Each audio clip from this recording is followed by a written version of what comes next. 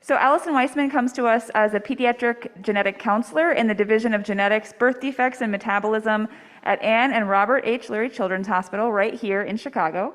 She's an assistant professor of pediatrics at Northwestern University Feinberg School of Medicine. And Allison has been working with patients and families in the NF program at Lurie for the past 8 years. Within the program, she provides genetic counseling, is involved with care coordination, and helps transition adolescents and young adults from pediatric to adult healthcare. Thank you, Allison. Thank you, Kate. It's an honor to be here. Is there a way to make my slide fill the whole screen, or is it going to be? Okay. All right, that's fine. Hopefully everyone can see okay. All right, so I don't have any disclosures today. I have a few things on my agenda for what I'd like to talk about, but I also want to make sure that we have time for questions. And I don't mind being interrupted for questions either. So if I'm going over something and it's confusing, feel free to shoot a hand up. So my good friend and colleague, Alicia Gomes, did a really wonderful job this morning talking about the basics of genetics for both NF1 and all of the Schwannomatoses. So we're going to zoom through that. I don't want to spend too much time since we're starting a little bit late. And let's focus more on, quickly the clinical side of genetic testing. So not what Alicia talked about, more about logistics and what does it actually look like to sit in our office and go through that process. And then we'll talk about inheritance, family planning options, and evaluating children. All right, this is our fun handout that we use with our patients at Lurie, and it's really cute and family friendly, but it just reminds kids that their body is made up of trillions of cells, and inside all of our cells is our genetic information or the instructions that tell our body how to grow, how to function, how tall we are, what we look like, and that information is passed through families. Okay. You're all experts now on the genes associated with NF1, NF2 related schwannomatosis, and the other additional schwannomatoses. I'm still getting used to that. I think we all are. Big picture here is just that all of these genes, just like every gene in our body, have a really important job. And when they're not working the way they're supposed to, that can lead to differences in how our body functions. And all of the genes that are associated with neurofibromatosis type 1 and the schwannomatoses are important for how our cells grow and divide. And they send messages of when to grow and how much to grow. So if those instructions aren't working the way they're supposed to, things can grow out of control sometimes. And that, for example, would create a tumor. All right, see, breeze through. So the genetic testing process, if you are coming to see me or another genetic counselor, is going to involve multiple steps. It's unfortunately, you can't come in, get the testing, and get the results super quick. It can take a couple months. At our institution, we always get insurance prior authorization before testing. And that's to make sure that if we're ordering an expensive test, that your insurance considers it a covered benefit. Sometimes testing is not too expensive in my world, and it's only a couple $100, and that's if we're testing for something that's known in the family. So someone else has already had genetic testing, we know the gene change responsible for the NF or schwannomatosis, and we're just doing a yes-no test to see if that individual also has it. That's, like I said, relatively affordable in my world, but sometimes we order testing that is more expensive. Maybe it's $1,000, maybe it's $2,000, maybe it's many thousands of dollars. So I don't want to order that without having a conversation with you up front about what that might look like for you. So we'll get insurance prior authorization, which can take up to 30 business days, because insurance companies are fun to work with. And then once I have that approval, we're going to go ahead and get your sample. And we can get samples in a variety of ways, which you've been hearing all about. So sometimes it's getting a blood sample, sometimes it's saliva, sometimes it's biopsying tumors or cafe au lait spots, or sending samples of tumors that we have frozen in pathology. We send that to a special lab. Our preferred lab is University of Alabama, but a lot of people send to other places as well. So you just want to make sure you're talking with your provider and asking questions about where it's going and if it's the appropriate place. And then once the testing is done, after all the magic happens that Alicia discussed, then the report comes back to the ordering provider, and now it's our job to figure out, well, does this make sense for our patient, and how do we talk to you about that result? And so you might get a phone call from us or meet in person, and in this situation, when we're doing testing for family planning, we want our results to be positive, right? How often do you want a test to be positive? Maybe a strange new phenomenon, but we're hoping that we can find what the gene change is so that we have options for family planning or options for family members. So that's a clear-cut result. Unfortunately, sometimes our results are not straightforward, and they might come back with a gene change that we don't quite understand. We don't have enough information to know, does this actually cause NF or schwannomatosis, or is this more likely to be just a normal change in the family? We're not clones. We don't look exactly alike. Our genetics are not going to look exactly alike. And then sometimes, unfortunately, the testing comes back completely normal or negative, meaning that we couldn't find the change responsible. So genetic does not always mean inherited, right? The word genetic refers to our body's instructions. And some people who have NF1 or one of the schwannomatoses are the first person in their family to have this condition. And some people are not, and they have maybe one parent who has it, or maybe multiple generations of individuals in their family. And you've all heard about autosomal dominant inheritance. So this means that we have 2 copies of the gene, one is working, one is not working as expected. And when we go to have children in our eggs and sperm, we pass on one of our 2 copies. So if we pass on the working copy, that child would not have NF or schwannomatosis. And if we pass on the non-working copy, they would have it. The exception is with LZTR1 and SMARCB1 schwannomatoses, which can have incomplete penetrance, which we've also all learned about this weekend. So if a parent has NF or schwannomatosis, what's the risk for their child to have it? So it's just like flipping a coin. So with every pregnancy, there's a 50% chance or 1 in 2 chance that that non-working gene could be passed on. Some of you might be wondering, well, if I'm the first person in my family, or you're a parent of a child who's the first person in your family, what does that mean for my family planning? So if 2 parents do not have NF or schwannomatosis, but they have a child with it, the parent's risk to have a future child with the same condition is about less than 1%. So we can't say it's 0, but we can't say it's probably the same as the general population. It's probably a little bit higher. We've also learned about mosaic and segmental NF and schwannomatosis this weekend. So that just refers to when that genetic change is not present all throughout the body, it's only in parts of the body or some cells and not all cells.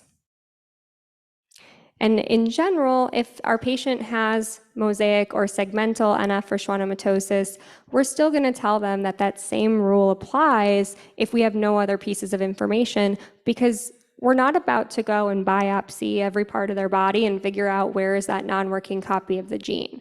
So without doing any further workup, we're going to say, well, your risk is probably also as high as 50% or 1 in 2. So now we're going to get to why you're all here. I just wanted to make sure we had a primer first, but we're going to be talking about the various ways to have a family. And I want to be clear that there's no right or wrong way to have a family, and that everyone's decision is a personal one, and we should be respectful of that. And sometimes the decisions we make change. So there are individuals who may make a decision about what they're doing for a pregnancy or what they're doing to have a child, and they might make a different decision for the next pregnancy or the next child. So keep an open mind. We'll talk a little bit about options if you conceive naturally, so the old-fashioned way. We'll talk about using assisted reproductive technology, so in vitro fertilization, and then using genetic testing to test embryos. We'll talk about using donors, so using donor sperm, donor egg, or a donor embryo or fertilized egg. And we'll also talk a little bit about adoption. And then I was also asked to talk about, well, what do we do when our kid is already here and we're wondering, when should we bring them to clinic? When should we consider genetic testing? So we'll talk about that as well.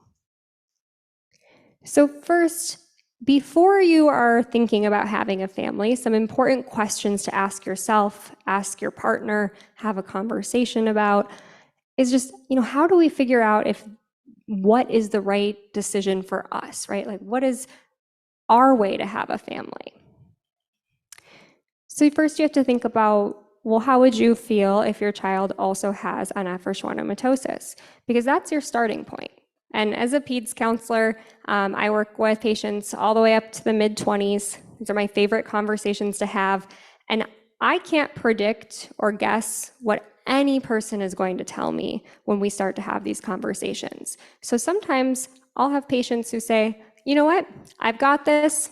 I hope my children don't, but if they do, I know how to handle it because I'm an expert in NF or schwannomatosis. I've had other young adults or teens tell me the opposite, where they say, I'm going to do absolutely everything to make sure that my children don't have what I have.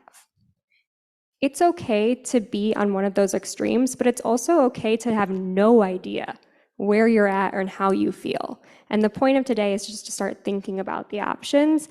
And I encourage anyone who is thinking about having a family in the near future to have a one-on-one with a genetic counselor.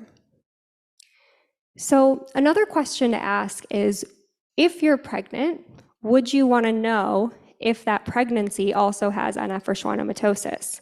So using testing during a pregnancy to find out. And some people will say, well, people only do testing to consider termination. And that's certainly a valid reason to do it. But a lot of families pursue prenatal testing because they just want to know. And if they have a positive result and they know that this pregnancy will also have NF or schwannomatosis, that could help them plan and prepare for caring for that child and raising that child. As well as if it's a negative result and you find out, okay, I didn't pass this on and this child does not have this condition, maybe it's just relief, a peace of mind, and it allows you to go through the rest of your pregnancy not wondering. So it can be really powerful to get that information during a pregnancy for some families. I also just want to point out that due to recent changes with the Supreme Court, termination is no longer available in all 50 states.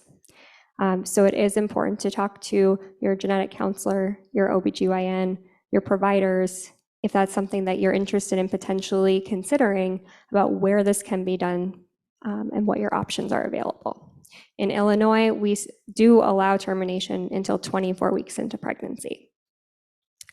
Final thing to consider is, would you want to use alternative ways to have a family so that your child does not have NF or schwannomatosis? And by alternative ways, that means like using a donor or considering adoption. And one thing I didn't mention is it's also okay to not have children. There are plenty of adults who decide not to, and that has nothing to do with, our conversation today, but I have a lot of patients who say that, and I'm still undecided as a young adult if I want to have children. That's okay. So there's also not a lot of good data out there. This is super busy, so I apologize, but not a lot of good data out there about what is the community actually doing and thinking about family planning. There's been very limited studies on this, so we need to change this. Most of it has been in NF1, so we have even less information about what adults with NF2 related schwannomatoses and the schwannomatoses are doing with their family planning. We know that people want this information, they want to hear about it, and that having NF1 in the case of a study in 1993 really did impact family planning choices, but we still have a lot of unknowns. And I worked with a group a couple of years ago to assess transition readiness, and so we asked, what are these teens and young adults with NF1 thinking about with family planning? And some of them said, you know what, it hasn't influenced my thoughts. Some of them have said, I'm afraid that I might pass this on. I want to have biological children, but I don't want them to also have NF1. I might use assisted reproductive technology to do this. Maybe I'll foster or adopt. And then we had a decent percentage who said they were worried that they might not be able to have children. So we need to have more conversations, right? Because that's a fear that teenagers are reporting. So I think it's all of our jobs to make sure that people understand what their options are, or even being worried about not being able to support their child.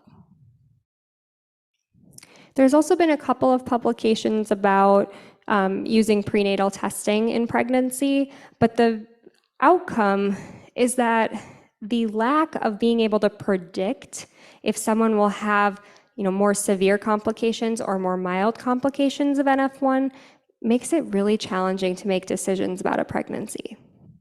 And that, I think we can all say, would apply to NF2 and schwannomatosis as well. So we need to do more research, and I'm hoping that all of you will agree with me and maybe help me do that in the near future. So let's talk about prenatal testing options. These are options for couples who are currently pregnant. So whether you had a natural conception or used assisted reproductive technology, these are options that exist during an ongoing pregnancy. In the first trimester, there's an option called chorionic villus sampling, or CVS. This is an invasive procedure, so it requires a needle being inserted into the abdomen or through the cervix. There is numbing agents used, but it's still a procedure. And that will take a little piece of the placenta, which is, kind of sitting in that fluid with baby, and or next to the fluid, and it helps provide nutrients. And it has the same genetic information as the pregnancy. So we're able to take a little piece of it and do a test to see, was that gene change found in the placenta that was previously identified in the parent? So it's a yes/no answer. The pregnancy has it or does not have it. Because this is an invasive procedure, there is a small risk of miscarriage, so about 1 in 200, so less than 1% of the time, there will be a miscarriage as a result of CVS. CVS is often an option for someone who wants to know sooner rather than later, right? Because anxiety and wondering, sometimes people just want to know as soon as possible. But it's also an option that's private. So some of you know, but maybe not everybody, but your first trimester of pregnancy is often still something that is private, meaning that you might not have outward signs that you're pregnant. You might not have told people besides your close friends and family. And so you're able to make decisions about your pregnancy without, everyone at work knowing that you're pregnant. Or your partner is pregnant. Sorry, I keep referring to the pregnant partner, but I mean the couple. In regards to an amniocentesis, this is a similar procedure. It's also invasive with a small risk of miscarriage, about 1 in 900. It's not that it's a safer procedure, it's just that as a pregnancy continues, the risk to have a miscarriage decreases. And amnio is done in the second trimester, so after 15 weeks gestation. It's only done through the abdomen, and instead of taking a piece of the placenta, we take some of the fluid that's floating around the fetus, and there are some of the fetus cells in that fluid. So just like when we take a shower and we use a loofah, some of your skin cells are coming off when you're loofahing or scrubbing in the shower. There's going to be some of the skin cells from that developing fetus in that fluid. So you get a yes/no answer about cells that actually came from the pregnancy. We've all been hearing a lot about prenatal screening, right? The gender test, it's not. But this is cell-free screening where we take a blood sample from the mother's arm and we're able to look at DNA that's floating in the bloodstream. Some of that DNA will belong to mom, but some of that DNA is from the pregnancy, from the placenta. So we can look to see if there are genetic changes that we wouldn't expect in that information.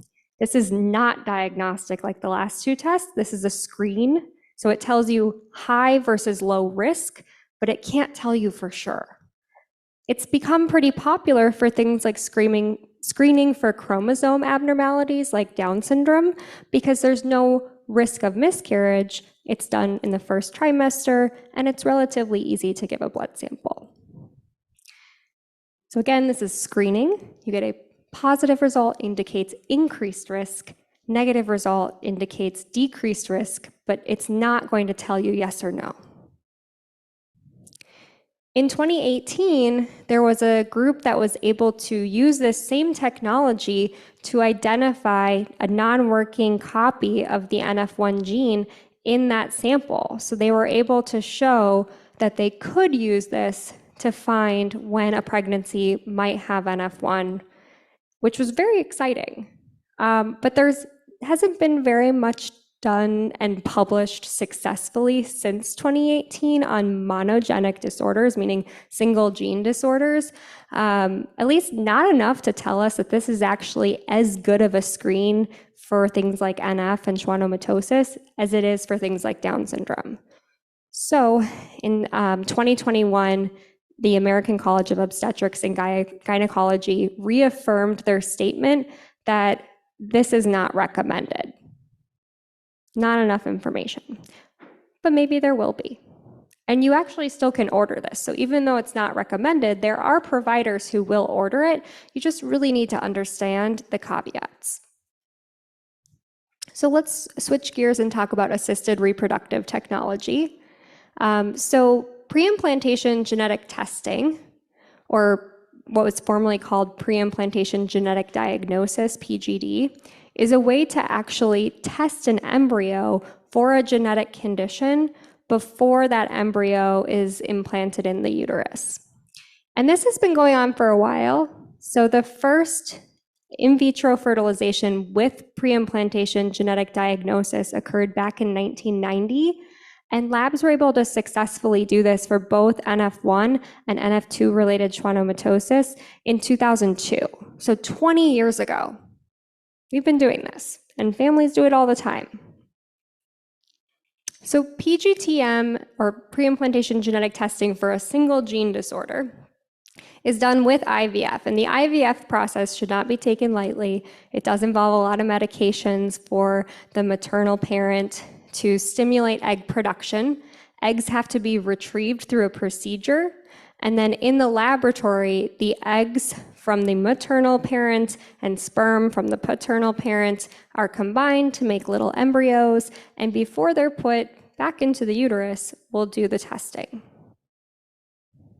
So just to zoom in a little bit, we retrieve the eggs, we fertilize the eggs, we let them start to grow, and then we take a little biopsy to see, is that gene change present or absent in the embryo? Embryos that have the gene change, so that would result in a child with NF1 or schwannomatosis, can be frozen, donated to research. They can be discarded. There are a lot of different options for what you can do with them. Some families may even choose to implant.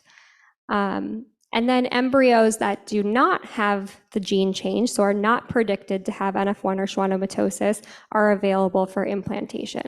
Some families will do this and they'll get multiple usable embryos and they'll decide, I'm going to implant one now, I'm going to freeze the rest, and I'm going to use those for additional pregnancies in the future. But some families may take more than one round. So PGT is expensive. Average cost of doing IVF with PGT is between $17,000 and $25,000 a year in the United States. As you can see from my chart here, the vast majority of cost is not actually the genetic testing. The genetic testing is a drop in the bucket. The majority is the medications and the procedures. So that's the IVF portion. And we have, as of 2 years ago, and this is only updated every couple of years, but 19 states that have some policy in place that requires insurance companies to cover a portion or all of in vitro fertilization for infertility. So you have to have difficulty conceiving naturally for at least 1 year. And then some of these states also have coverage not for infertility, but for the specific purpose of doing PGT. So it's really important to get familiar with your state's legislation, your insurance company policy, and if you meet with a reproductive endocrinologist to pursue this option, they will have an insurance specialist in their office whose entire job is to work out the logistics of what your insurance will cover, what your out-of-pocket is, can they make that more affordable for you? Some families will decide to use a donor. So using a donor allows the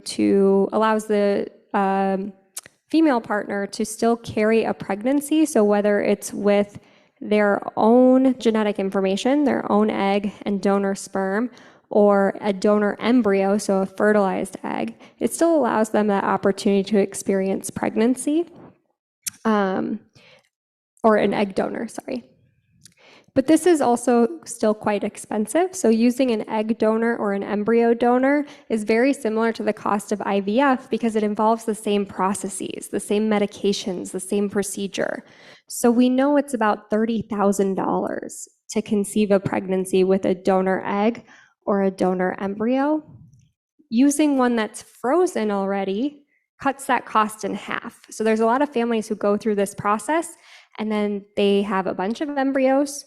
They've completed their family planning, and now what do they do with all these embryos? They could donate them, they could discard them, they could freeze them indefinitely, or hey, maybe they should donate them to other families who want to have children but can't do it in the traditional way for one reason or another. So sometimes you can do that. And then sperm donation is obviously less expensive because it doesn't involve the same process. It's about $4,000 on average in the United States, and the process that's used is intrauterine insemination. So the sperm sample is placed in the uterus by a physician. Adoption is also a beautiful way to have a family or expand a family. Also expensive. All these options are so expensive, but having a child is expensive. In the United States, we know the average cost is around $43,000, and it takes most families about 2 years to match with a child. Costs in other countries range, but the foster care system is only about $3,000, so foster to adopt. It also has a high success rate of matching in 2 years. And there's this wonderful organization for adoptive families. It's called Adoptive Family Survey. And every few years, they survey families who have gone through the adoption process to find out more about it.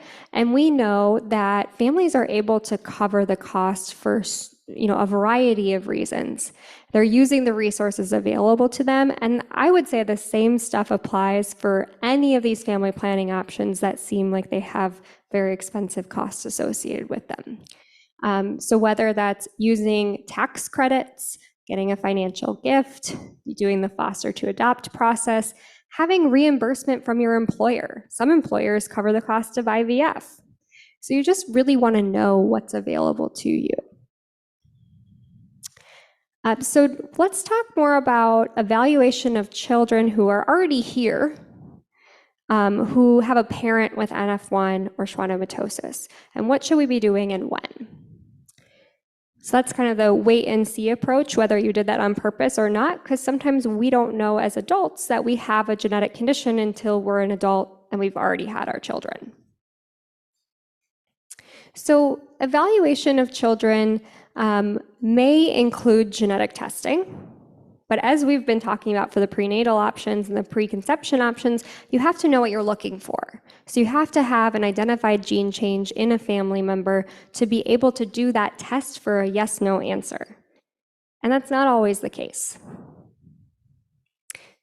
So there are a lot of other things we can do. I have the graphics up from CTF just to remind you that with the diagnostic criteria for both NF1 and NF2 related schwannomatoses, having a parent fulfills one criteria. So then you may only need one additional or potentially two additional, depending on which condition we're talking about, to be clinically diagnosed. And for NF1, having a parent with NF1 and having a positive genetic test result is sufficient. meaning you can have just those two things and we can say that that child has NF1 and maybe it's before they develop any physical signs or symptoms. So I'm happy to test newborn babies. Evaluation of children at risk to have NF1. I'm not reading this to you, but we all know that it takes time for signs and symptoms to occur.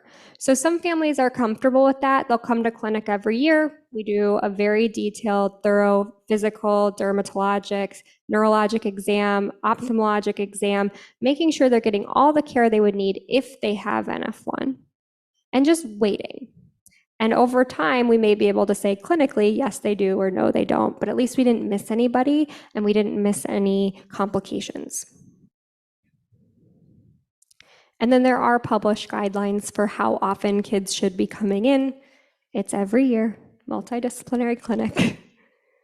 For NF2, it's a little bit different. We know having a parent meets one criteria for diagnosis.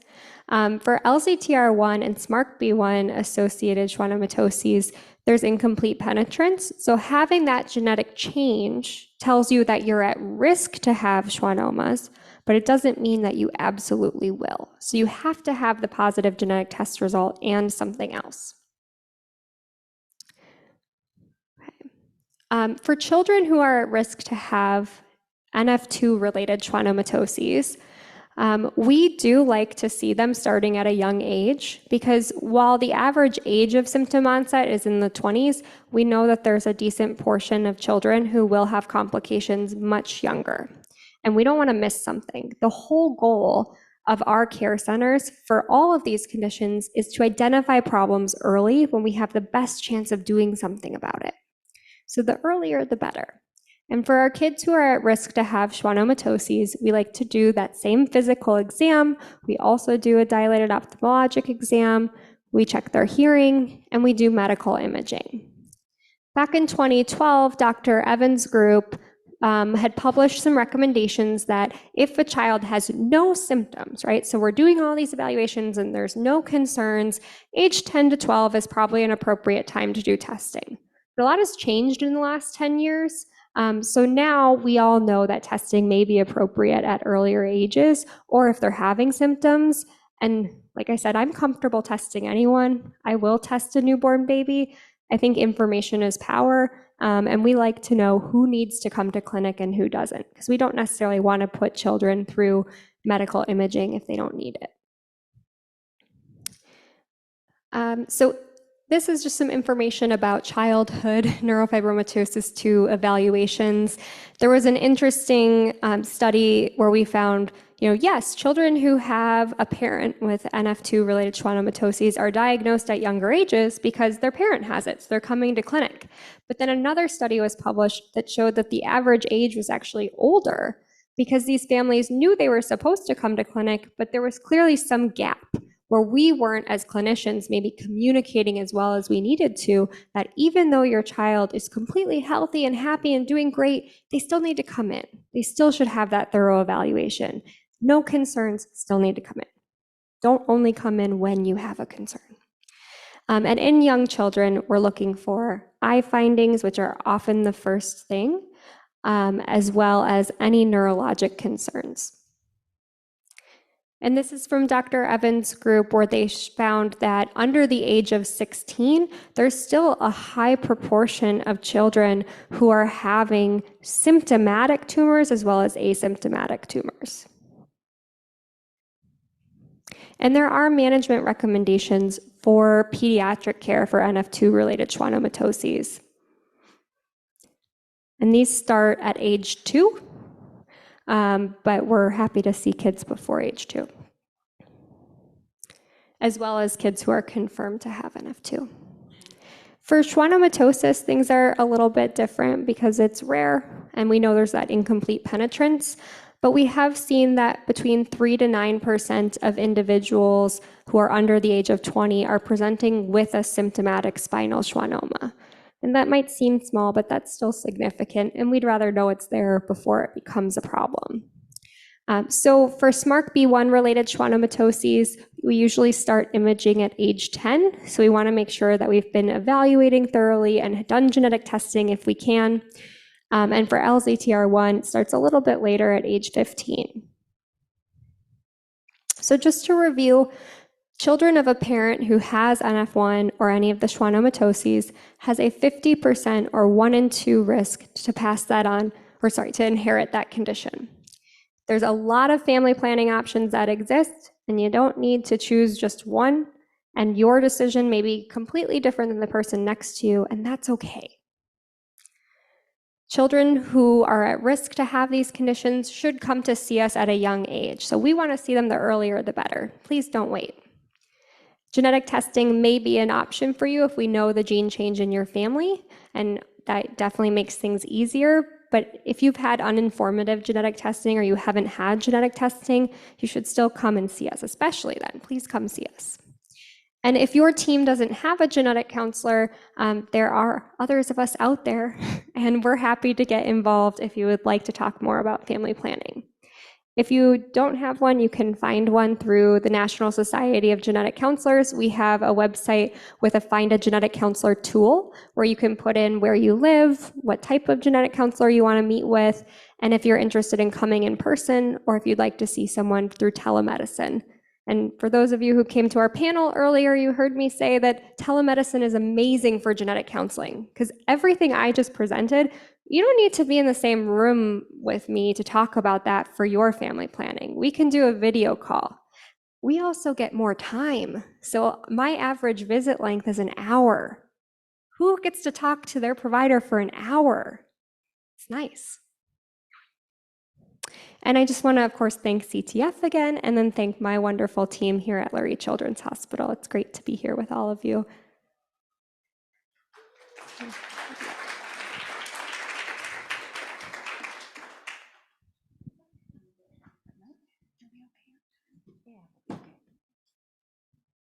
Okay, this will come on if I'm patient. Here we go. No? Is this one on? This one? I mean, oh, there we go. Okay, we do have a few questions in the app, but I thought we'd start first and see. I just want everybody to know there's a coffee break right now. It just started. It goes for 15 minutes, but I thought we'd take at least 1 or 2 questions. Obviously, feel free to go. Yes? Okay, great.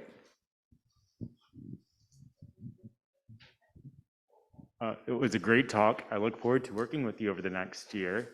I have a curious question just from my own experience as well. Like, when do you feel is a good time to start talking with teens and adolescents about this? Because as they start growing up and they become more physically active with their significant others, I appreciated the talk when I was younger. So I just thought it would be interesting to hear your take on it. It's a wonderful question. Every child, teen is different. So we want to take cues from the individual. Right? There's no perfect age. But if they're starting to go through puberty, if they're starting to become interested in others, and not just as friends, if they're learning about puberty in health class, it's actually a really good time because they're coming home and they might be a little younger, but they're like, oh, what was this that I learned about today? It gives you a really great opportunity to say, well, you're learning about this because someday, when you're older, you might want to have a family of your own. And you'll just want to kind of answer what's asked, but it's a good time to introduce the fact that, some things are passed through a family. So eye color, hair color, needing glasses, and NF or schwannomatosis. So you can give examples. Another question? Great, I'm coming. I'll also add that that's my job too, is I get to have those conversations with teenagers in clinic and I love it. So it's okay if you don't. Thank you for the great presentation. I have a question about the testing on the embryos. And, you said that it's 50% or 1 in 2 that would pass on if just one of the parents had NF. Is there any information on the success of the genetic testing related to, is it still sitting at that 50% level? Are they finding an ease in which you could identify embryos that were not passing on the gene? It's a great question. So the risk is per embryo. So it's a 50-50 chance per embryo. So let's say that someone they do a retrieval, they go through one round of IVF, maybe they have 10 eggs, they're all fertilized. Of those 10 eggs, first they're gonna look at, do they look healthy or biologically fit? Does it appear under the microscope to just look like it would be successful in pregnancy? That's gonna eliminate some without even doing any testing. And then they might even screen for chromosome differences, which could eliminate more. And so that's when they finally get to testing, is that gene change there? And we would expect it to be, there's a 50% chance for each one, but it's an independent event. We all remember learning about statistics and rolling dice. So it's possible that every embryo could have it or none could have it. You really are taking a chance. But what the data has shown with what's published, which unfortunately there's not as much published as I would like, is that it does still kind of follow what we would expect for a dominant condition, where you should theoretically have both embryos that would have NF versus not.